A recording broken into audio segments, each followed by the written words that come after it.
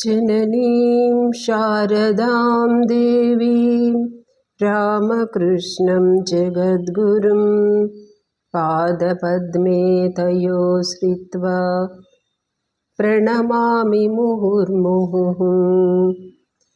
ध्यायेत्पद्मासनस्तां विकसितवदनां पद्मपत्रायताक्षीं हेमाभां पीतवस्त्रां करकलितलसद्धेमपद्माम्बराङ्गीं सर्वालङ्कारयुक्तां सततमभयदां भक्तनम्रां भवानीं श्रीविद्यां शान्तमूर्तिं सकलसुरनुतां सर्वसम्पत्प्रदात्रीम्।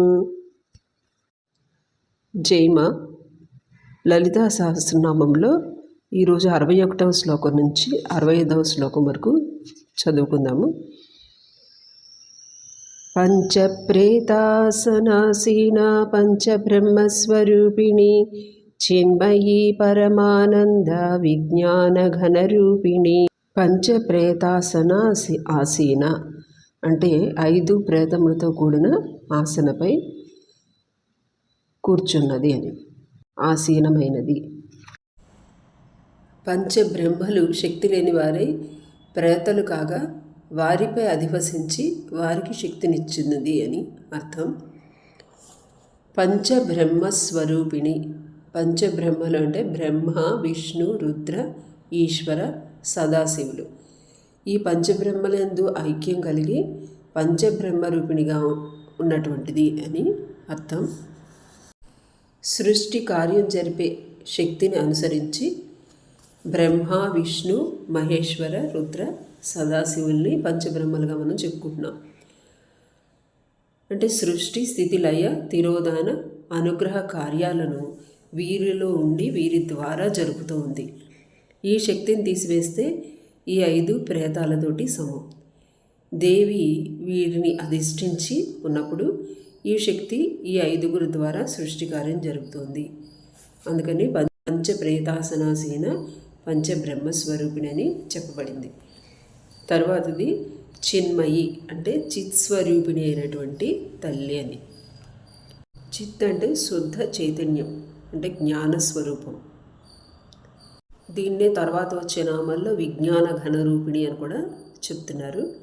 అంటే అందరిలోనూ చేతనగా జ్ఞానంగా ఉన్నటువంటి ఆనంద స్వరూపమైనటువంటి తల్లి అని అర్థం.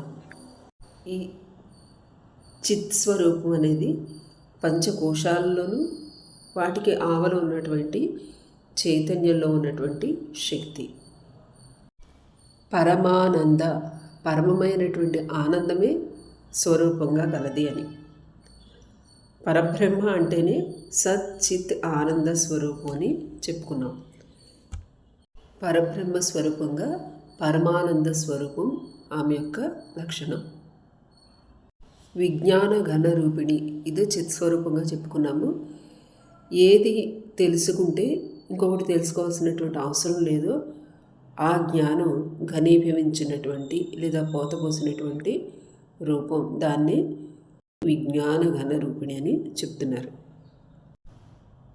తర్వాతి నామం ధ్యాన ధ్యాతృ ధ్యేయ రూప అంటే ధ్యానము, ధ్యానించువాడు, ధ్యానించబడినది అనే త్రిపుటి తానే అయి ఉన్నటువంటి తల్లి. ధ్యానము అంటే బుద్ధిని బ్రహ్మవస్తుపై ఉంచటం, ధ్యానం చేసేవాడు ధ్యాత, ధ్యానింపబడే వస్తువు ధ్యేయం. శ్రీరామకృష్ణులు ఒక చక్కటి ఉదాహరణ చెప్పేవారు. ఈ 3 కూడా ఒకటే అని చెప్పడానికి. ఒక ఉప్పు బొమ్మ సముద్రంలోకి తెలుసుకోవాలని వెళ్ళిందట. అది సముద్రంలో లీనమైపోయింది, కరిగిపోయింది. అలాగే ధ్యాత ధ్యానం చేస్తూ ధ్యేయంలో లీనమవుతాడు. ఈ ఒక్కటి అయ్యే అనుభవం జ్ఞానానందం. అంటే పంచకోశాలతో జీవుడు తన తాదాత్మ్యాన్ని వీడి తురీయ భూమికి వెళ్ళినప్పుడు పరమానంద, విజ్ఞానఘన రూపిణి అనే పదాలు అవగాహన అవుతాయి. ఆ స్థితిలో ఇక త్రిపుటి భేదం అనేది ఉండదు. ఉప్పు బొమ్మ సముద్రంలో లీనమైనట్లు జీవుని అహం పరబ్రహ్మలో లీనమవుతుంది. దీన్ని సోహం అని చెప్తున్నాం. ఈ మూడు ఏకమైనటువంటి రూపం అంటే ధ్యాన, ధ్యాతృ, ధ్యేయ రూప. ఇక మిగిలేదేది ధ్యేయ వస్తువే.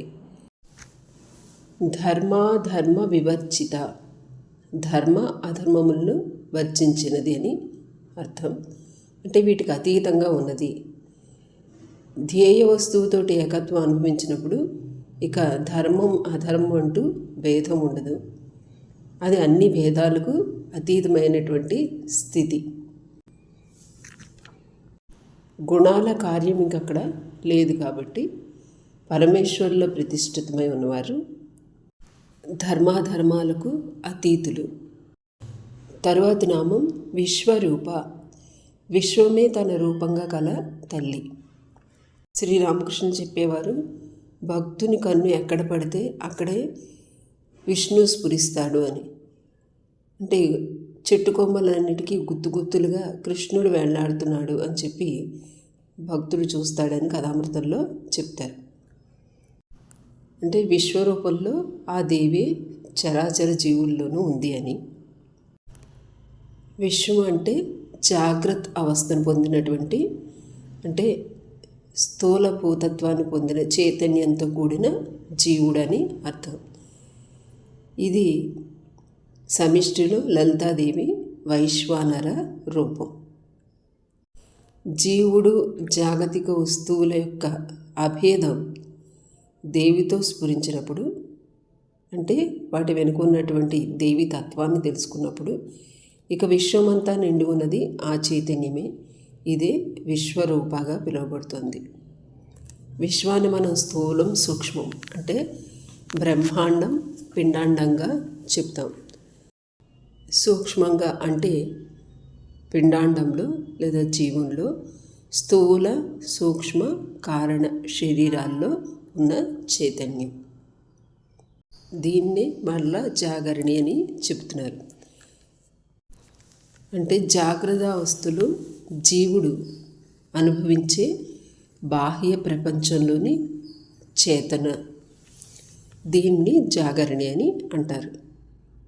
అంటే వైశ్వానర రూపంలోని వెలుగు లేదా చేతన అనుభవించగలిగే శక్తి జాగరణి. అక్కడ ఆమె రూపం విశ్వరూపం. అయితే మనలో ఉన్నటువంటి ఈ చైతన్యం జాగ్రత్తావస్థలో ఎలా ఉందో స్వప్న సుషుప్తుల్లో కూడా ఉంది. అందుకని ఈ మూడింటి అనుభవం మనకి కలుగుతుంది. అదే ఇక్కడ చెప్తున్నారు, స్వపంతి, స్వప్నావస్థలో ఉండునదని. అంటే స్వప్నావస్థలో ఉండే చైతన్యం. స్వప్నంలో శరీరం కదలకపోయినా మనస్సు తిరుగుతూ ఉంటుంది.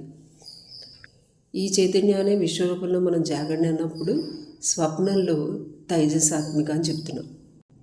స్వప్నం చూడటానికి కూడా మనకు ప్రకాశం కావాలి. ఆ ప్రకాశమే తైజసాత్మిక అని పిలువబడుతుంది. ఇప్పుడు జీవుల సమిష్టి స్వప్న ప్రపంచ రూపాన్ని తైజస్సుడు అని చెప్తారు. దీన్నే హిరణ్య గర్భం అంటాము. దీనికి ఆత్మగా ఉన్నది దేవి. ఈ తైజస్సుని స్వప్నం, ఈ జగత్తు, దీన్ని కనిపింపజేసే వెలుగు లేదా చైతన్యం తైజసాత్మిక.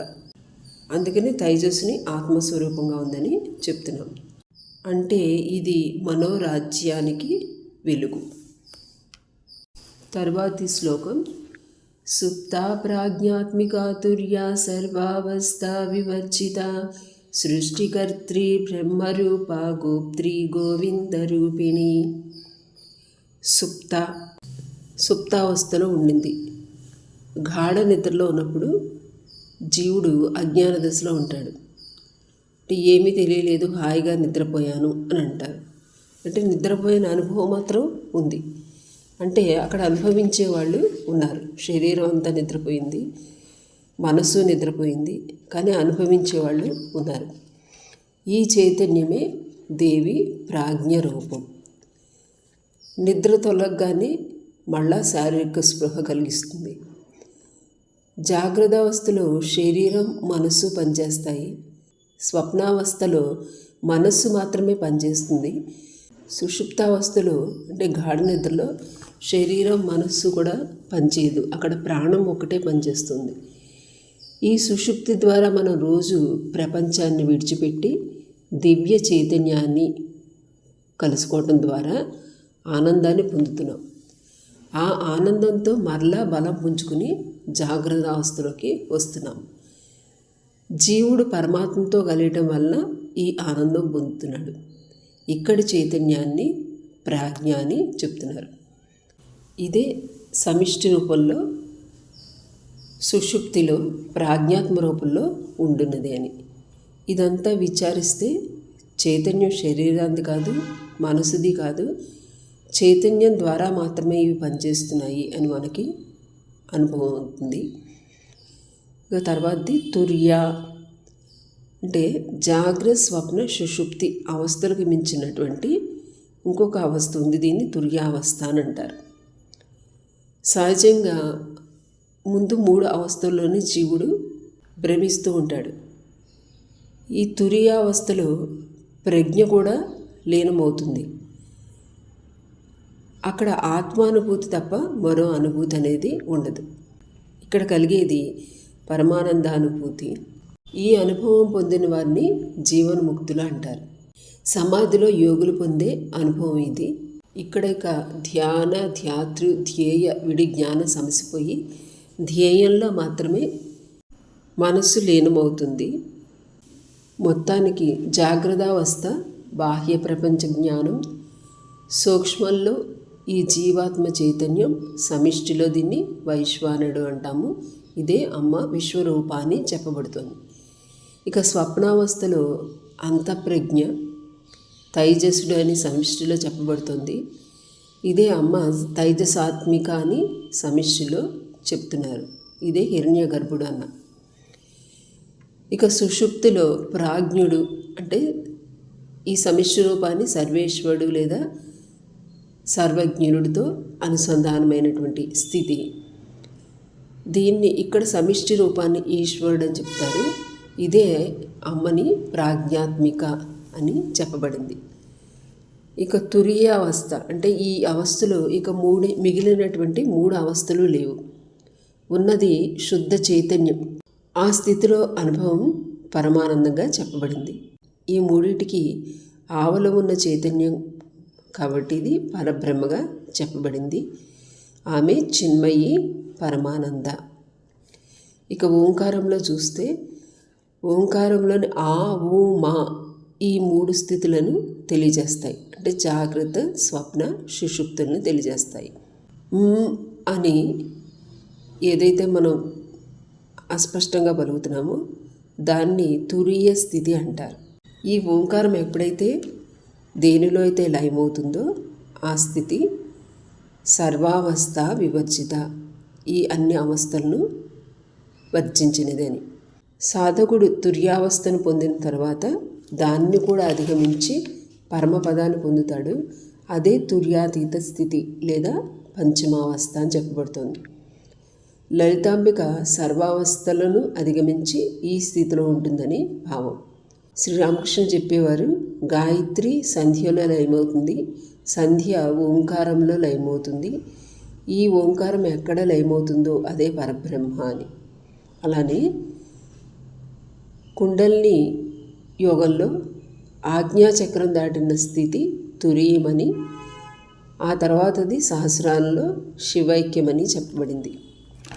ఇక్కడ సర్వావస్థ వివర్జిత అని ఎందుకు చెప్పబడిందని విచారించుకుంటే ఈ 4 అవస్థల్లో మాత్రమే కాదు, వీటికి అతీతమైన చోట ఉన్నది అని అర్థం.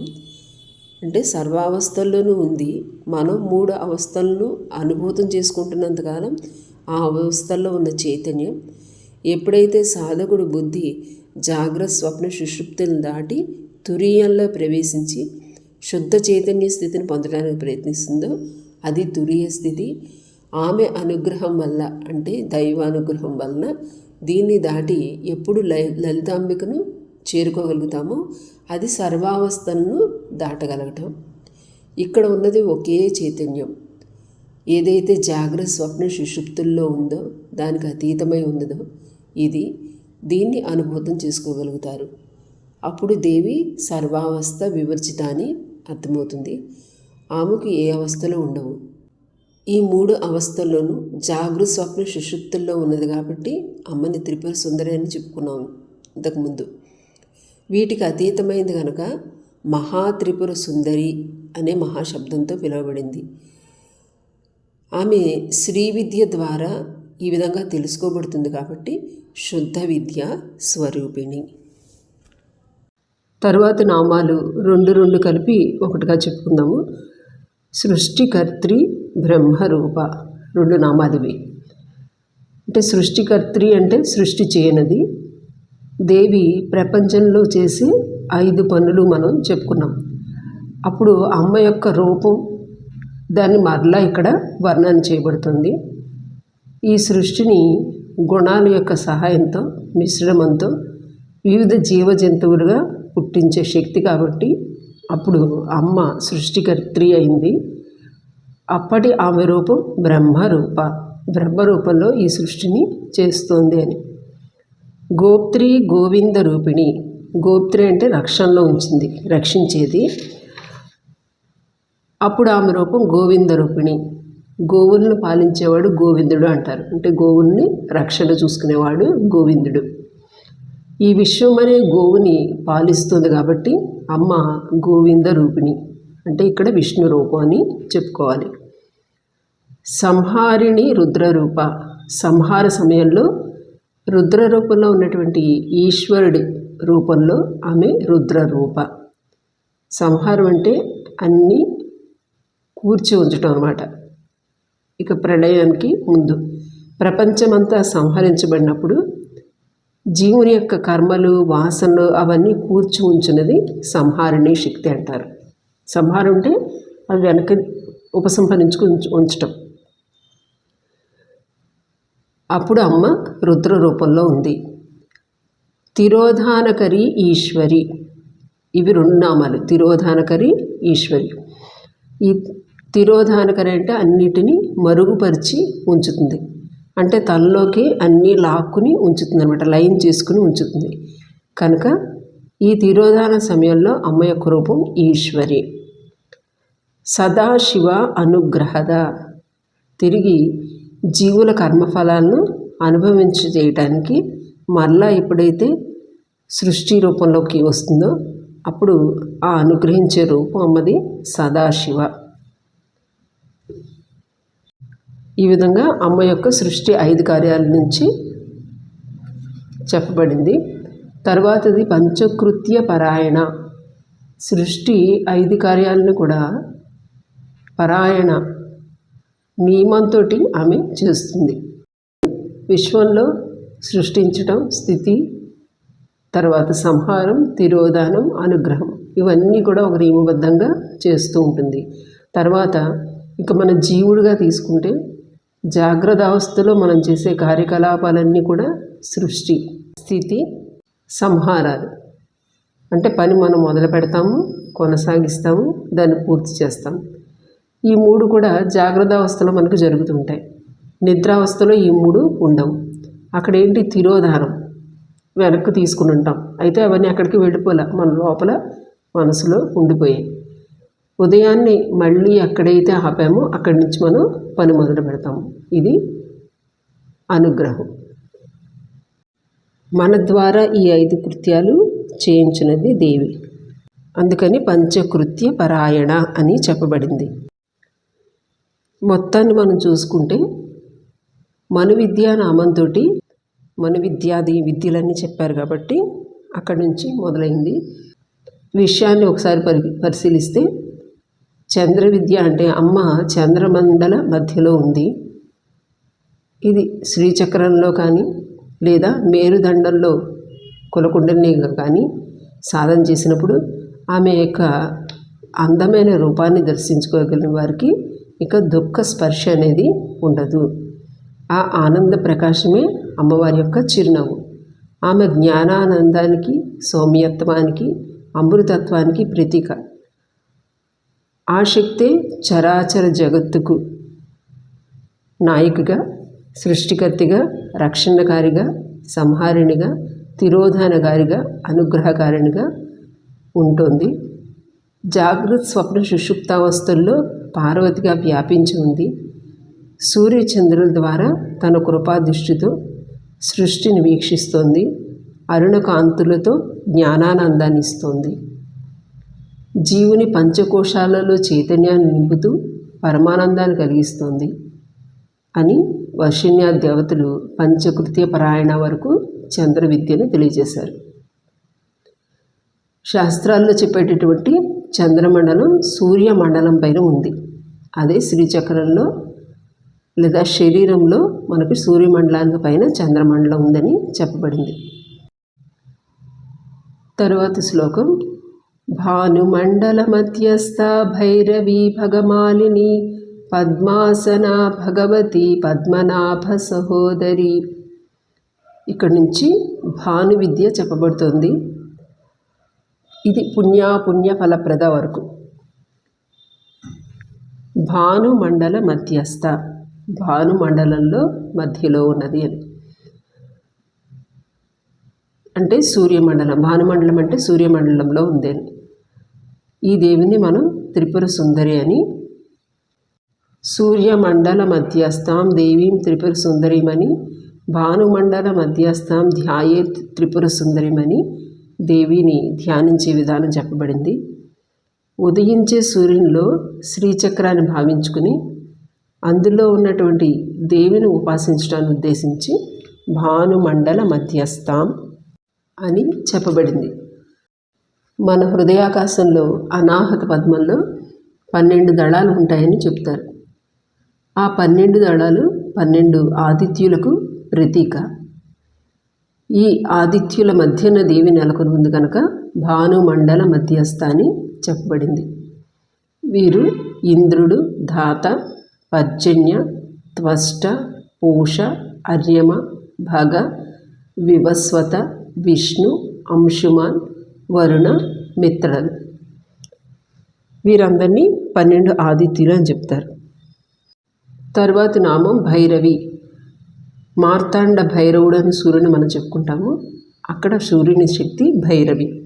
అంటే భరణ, రమణ, వమనత్వాలు చేసేది. వమనత్వం అంటే సృష్టి, అంటే భరించేది, ఆనందింపజేసేది, సృష్టి చేసేది. ఈమెను భైరవి అని అంటారు. సృష్టికి ఆధారం సూర్యుడు. ఆ సూర్యునిలోని శక్తి భైరవి రూపంలో భైరవి. 12 సంవత్సరాల బాలిక రూపం. దీన్ని కూడా భైరవి అని చెప్తారు. తర్వాతది భగమాలిని. భగం అంటే ఐశ్వర్యము మాలగా కలదని ఉంది, లేదా వెలుగు అని ఒక అర్థం ఉంది. 12 ఆదిత్యులు 12 దళాలుగా ఉన్నారు అని చెప్పుకున్నాం మనం. ఈ 12 ఆదిత్యులు ఒకరి తర్వాత ఒకరు ఒక మాలగా, దీన్నే భగమాల అంటున్నారు. కాబట్టి అమ్మ మధ్యలో భగమాలిని, ఈ 12 ఆదిత్యుల మధ్యలో ఒక మాలగా కూర్చోబడింది. వీరందరి సమగ్ర రూపమే అమ్మ భగమాలిని. ఇక భగమాలిని అనేదానికి ద్వితీయ తిథి అధిదేవతను కూడా భగమాలిని అని చెప్తారు. ఈ తిథి దేవతలందరూ కూడా అమ్మ శక్తులే అని మనం ఇంతకుముందు తెలుసుకున్నాం. తర్వాత నామం పద్మాసన. అమ్మ పద్మాసనంలో కూర్చుని ఉంది. కామాక్షిదేవి ఈ విధమైనటువంటి ఆసనంలో కూర్చుని ఉంటుందట. యోగులు మాత్రమే ఇటువంటి ఆసనాన్ని వేయగలరు అని చెప్తారు. ఇది మామూలు పద్మాసనం కాదు. ధ్యానం చేసేటప్పుడు కూడా హృదయ పద్మంలో మనం దేవిని ధ్యానిస్తాము. అందుకనే పద్మాసన అంటే హృదయ పద్మాసన అని కూడా అర్థం. భగవతి ఉత్కృష్టమైనటువంటి గుణాలు కలదే అని, భగము కలదే అని. భగం అంటే ఐశ్వర్యం, ధర్మం, యశస్సు, శ్రీ, జ్ఞానం, వైరాగ్యం. ఈ 6ంటికి భగమని పేరు. అలాగే ఉత్పత్తి, ప్రళయం, జీవుల కర్మఫల ప్రధానం. జీవుల కర్మఫల ప్రధానం అంటే జీవుల యొక్క రాకపోకలు, బంధం, మోక్షం అనే ఈ 6 కర్తవ్యాలు నిర్వహించేది అందుకని దీన్ని కూడా భగవతి అని చెప్తారు. పద్మనాభ సహోదరి, పద్మనాభుడు అంటే విష్ణువుని యొక్క సహోదరి. బ్రహ్మదేవుడు ధ్యానం చేస్తున్నప్పుడు విష్ణువుతో సహా అమ్మవారు కూడా కనిపించిందట. అందుకని అప్పుడు బ్రహ్మదేవుడు పద్మనాభ సహోదరి అని దర్శించుకున్నాడు. ఇక మనం వాగ్భవకూటంలో చెప్పుకున్నప్పుడు అక్కడ మంత్రాక్షరాలు కా, ఏ, ఈ, లా, హ్రీం అని చెప్పుకున్నాం. ఇక్కడ పద్మాసన అంటే పద్మంలో కూర్చున్నవాడే బ్రహ్మదేవుడు కాబట్టి అక్కడ కకారమని, ఇక భగా శబ్దానికి ఈకారం, వతి శబ్దానికి ఈకారం, పద్మనాభ సహోదరుడు అంటే ఇంద్రుడు దానికి లకారం. ఇక ఇక్కడ సహోదరి అని చెప్పబడింది అంటే హో అనే అక్షరం నుంచి, దా అనే అక్షరం నుంచి, రా అనే అక్షరం కలిపి సహోదరుల నుంచి హ్రీం అనే మంత్రాక్షరాన్ని, బీజాక్షరాన్ని బయటికి తీశారు.